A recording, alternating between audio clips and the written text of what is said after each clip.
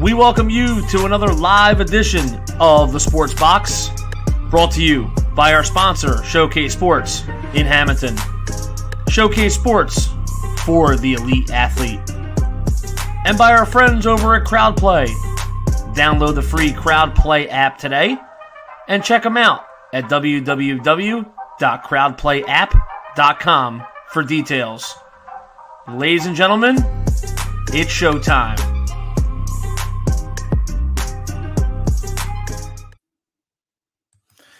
Hey everybody, welcome to Cage My IQ. I'm your host, D-Bake. Joining with me today is current UFC featherweight, Julio Arce. How's it going, Julio?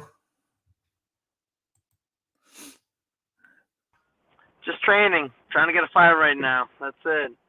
Yeah, it's been a little hectic, but we're in fight mode right now. Hopefully hearing something soon. Yeah, I was gonna ask when you were looking to get a fight, because the last time you fought was in 2019. Yeah, man. You know, with the whole COVID nonsense happening, and it's like it put a wrench in the works, and I had to get also double elbow surgery, and then like it kind of helped me back a little bit, but now we're back. Trying to get on the May 8th or anything in May, like a card, anything that happens in May, hopefully soon. Now, you just mentioned you had, did you say double elbow surgery, was it? How you feel now? I feel great. Surgery went great, healed up, and been training. So just waiting for the call and be like, all right, we got somebody for you. Now, I wanted to get started with the first question. Where did you grow up, and how was your childhood? I grew up in New York City pretty much. When I was in Miami, went to live in Columbia for a bit, then came to New York, and been living here ever since. It's I had a pretty good childhood. My parents all worked hard, and they left a great example of just put in work to get to where you want to be, and then I've been doing that ever since, just working hard and getting to this type of level. Now I read that when you're 14 that you were overweight, and then because of that you decided to start training MMA. Do you see that as a blessing now, because that's what you do now?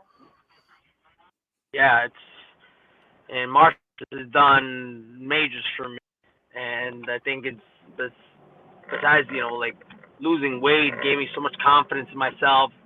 I was the kind of kid that would go to if I'd rather go with my shirt on than take off my shirt, because I just didn't like the way I felt, the way I looked. So I did something about it. My sister Kathy brought me to Tiger Schulman's, and then the rest is history. Just trained every single day, never missed. Just showed up nonstop, and just consistency, and now we're here.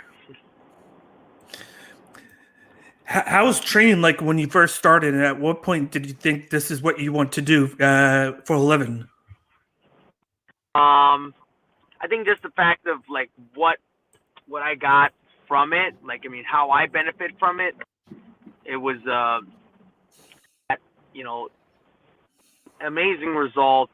I got in great shape, and at the same time, what it did to me, I want to be able to tell my students the same thing. What it benefits. It's more than just punching and kicking. So, and that's what I want to explain. Like to get across. It's being able to overcome adversity, being able to deal with any situation a certain way, and it just done so much for me. It's like I can go on and on about it. How does it feel to be an instructor now, not just training, but to train others? It's great. I do what I love for a living. I train, I fight, I teach, and so to be honest, I don't work a day in my life. I'm enjoying what I'm doing, and it's great because you get to see like all the knowledge you kind of students, and them absorbing it now. Like when they start to apply, like kind of grow through the martial arts, and you see them become these little monsters in a good way. It's proud. What's one of your favorite moments so far in your career, in amateur or pro? One of my favorite moments was actually doing the 2 down Golden Gloves. It was a tournament that I didn't want to take part in, and then my coach was like, "No, you're gonna do it. If you want to go pro, you have to be comfortable all around."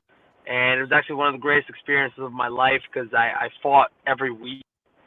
And next, like I was in I was in semifinals, and next, I was in the finals, and then we were in the finals. It's a moment right there. And I got to fight. It was my first fight at Madison Square Garden, and in boxing. So it was an amazing experience. Oh yeah, And of course, I bet it was. The UFC later on.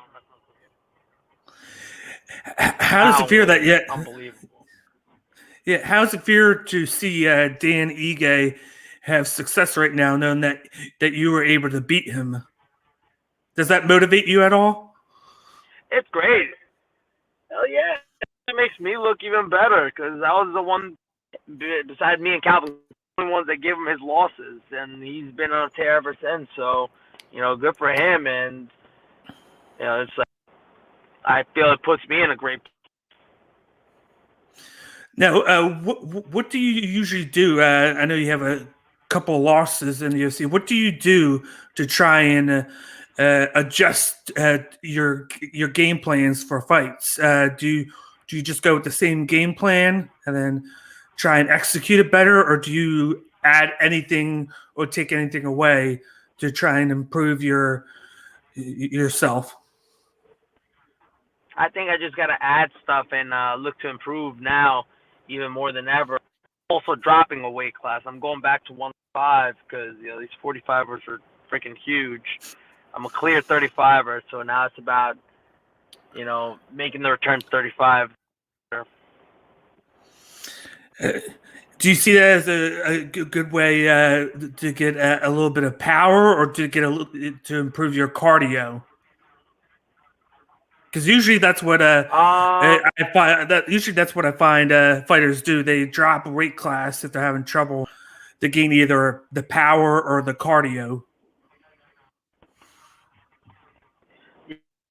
I was originally a 35er, then moved up to 45, and then was doing my fights at 45 ever since. And when I went into the into the UFC, I was fighting at 45. And look, I own him there, but these guys are you see the clear difference between me and them size wise. So I feel like 35 is where I have to be, and not even a power speed thing. I think it's just the division I belong in. What makes Team Tiger Sherman the best gym around in your eyes? The fact that we were all brought from nothing into to the level, and it was a journey because we were just look, you look at kids lately, you see martial arts, it's so much. We were just learning self-defense, how to protect ourselves in every aspect, whether it's standing on the ground, and then we're doing tournaments, and it's me and my teammates, like all my teammates. We started off at just like kind of like average Joes in a way, and they brought us up to this level. It was a journey. It was a crazy journey, but brought us my way. We did every jiu-jitsu tournaments, to boxing, to kickboxing, to amateur MMA, to make sure that when we went pro, we were comfortable at all. And just look, I mean, we have five of my teammates, well, total of us, 5 of us are in the UFC, and everyone's tearing it up. I mean, they made it to that high level. Do you guys hang out outside of the gym, or is it just you guys just train together in the gym? Because I've noticed that a lot of guys who are training together wind up hanging out outside of training. Yeah, like sometimes it's like we're all kind of in different locations. You got some people in Staten Island, you got people in New Jersey. So we all get a chance. We all kind of do get together and we hang out. But everyone's kind of like they got their lives like it's so far away, and we got like our own schools to run. So it's like, but when we all like plan something out, then we make time and we all hang out when we can. On that when we see each other in training, it's kind of when we kind of catch up. What's your training schedule like, and then what's your instructing schedule like as well? I know because they're separate. How are they? So for me, my training is every day. Well, Monday through Friday, from 10 a.m. until 1 o'clock, and then on Sunday usually do some like light training. Excuse me, from 11:30 until like 2 o'clock, and so I train in the mornings, teach at night. I teach from 4 o'clock. 4 o'clock till 10 o'clock at night, and the day just moves quick, goes nice and smooth. Now you said earlier that you were trying to get a fight booked. Do you have any names in your mind that you would like to fight, or is it really just anybody at this point just to get a fight booked? At this point, it's anybody. Just look, I'm not a high rank guy, but anybody who just wants to fight, like just come Yeah. on down. Yeah. Now, say that you got a fight booked and then it went very well. Are you the kind of guy that would want to try and get another one booked right afterwards, no matter what, just to keep it rolling, or do you enjoy Yeah. the full fight camps? No, I want to be able to like this year. I want to be able to fight at least 3 or 4 times. I think since I was out of commission for a little bit, and it's like time goes by and the window's small, but I want to be able to get at least three fights in this year. Fights in. So if I do get a fight now and then be able to book one soon, like pretty much right after, just to keep things going. Now, what are some of your hobbies outside of fighting? Stuff that you do just to so you don't have your mind just solely on training. Um, for me, like I like to just relax, spend time with family, spend time with my friends. I love going out to places to eat. Big foodie. So anytime I get a chance to go have some good food, always down to just chill. I'll do pretty much anything. I like like exploring. I like being adventurous. But yeah, it's pretty much just hanging out, having a good time. What kind of food do you like? Everything. Good Spanish food, good sushi place. Man, any place is good. And I feel like you're in the perfect place to do that, being in New York. So you got a lot of everything there, from Japanese to Spanish to Italian. Yeah, You can pick and choose whatever you want. everything. Yeah, pretty much. Now, how long do you feel like you could be in the fighting game for? Could you see yourself doing this for like the next 20 years, or do you feel like just like 5, 10 years, and then do you have anything else that you want to do other than that? Um, you know what though? I think everyone eventually gets to a point where they'll know. It's like they'll feel like if they feel like they're one for now, it's like that's a time to take away. So for me, look, I'm not gonna be fighting forever. Like I have my school to fall back on, and I'm fighting, and I have just continued just great students. So, and look, I think when that time comes, it's like I'll know for sure, and I'll know that it'll be time to jump out. As of now, like I'm actually just more ready to start fighting again. Can you recall the moment when you got the call that you were fighting in the UFC? Yeah, I was teaching class, and then I got a call from a friend of mine. It's like, yeah, like, I want to let you know that I got a short notice fight, a 2-week notice fight to fight Dan Ige in the UFC in Boston. I remember that. That's when Stipe and Ngannou for the first time. Oh, nice. Like I was teaching, I was like, I was trying to keep it together because I just, like it was a huge moment because I was coming off of the Win and Contender Series and a Glory fight, and I'm like, I didn't know like when the opportunity was going to show up or not. Next thing you know, I get a call like, all right, you're fighting in Boston. I was like, oh my God, I want to be in tears because like we made it to this high level, we made it, and now we got to put in work in here.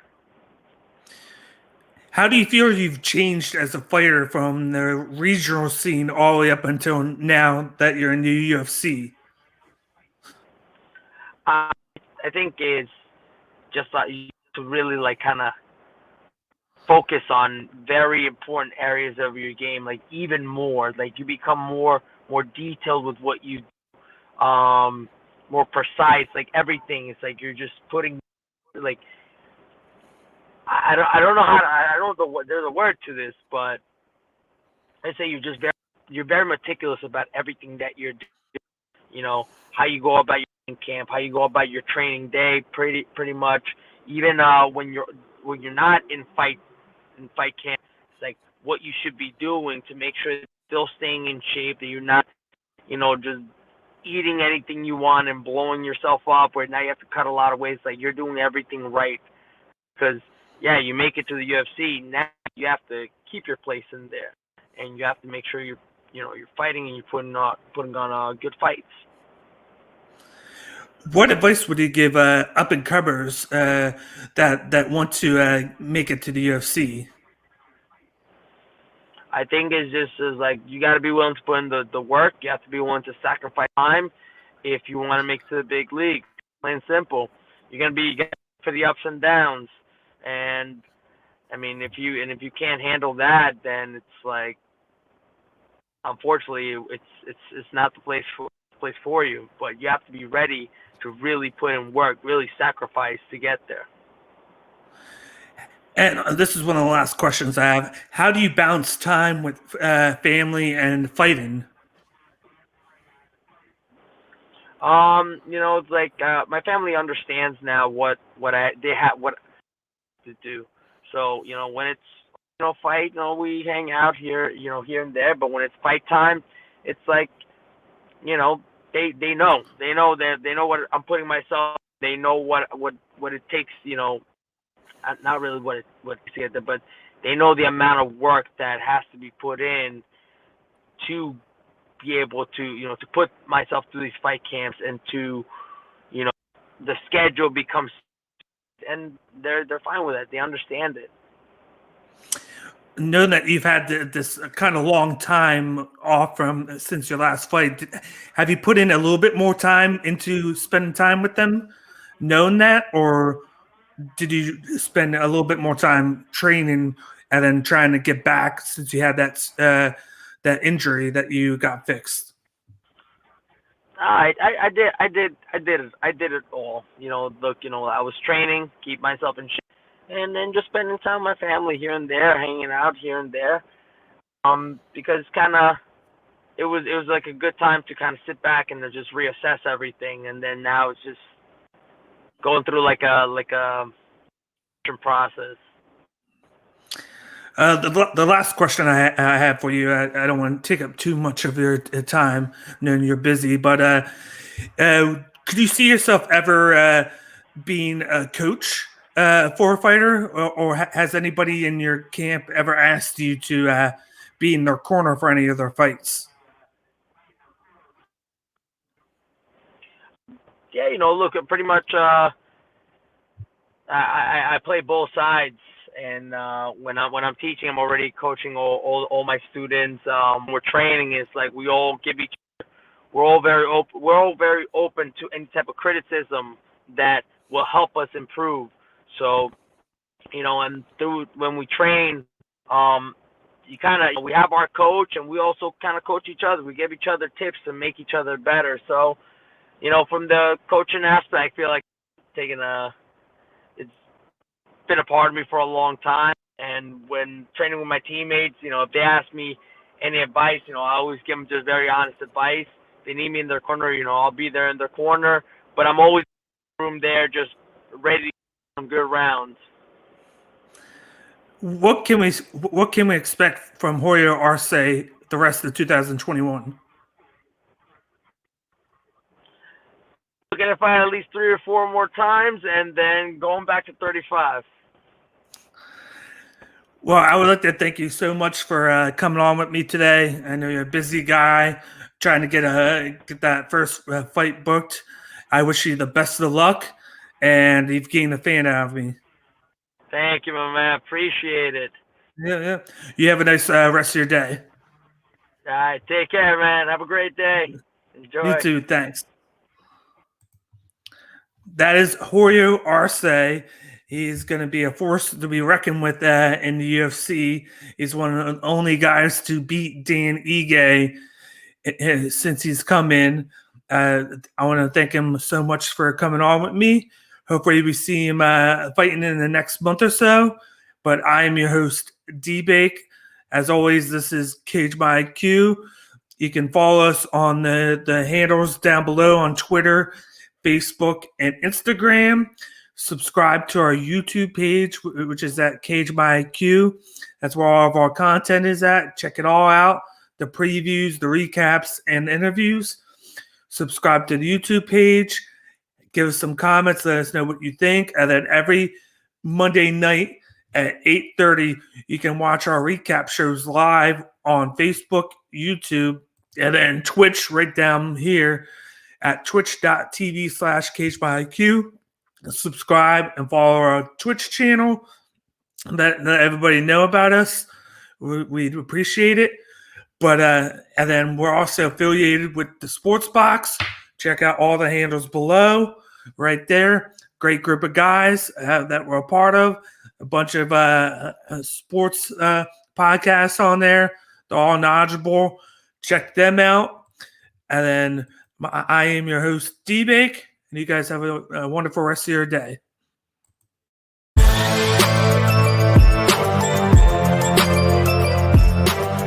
Thank you for watching this episode of Cage My IQ on the Sports Box. Please remember to follow us on all of our social media outlets. On Facebook at Sportsbox Show, Twitter at Sportsbox Show, Instagram at The Sportsbox Show. Find us on YouTube and join Outside the Box, our Facebook sports discussion group. The Sports Box is brought to you by our sponsor, Showcase Sports in Hamilton. Showcase Sports for the elite athlete. And also our friends over at CrowdPlay.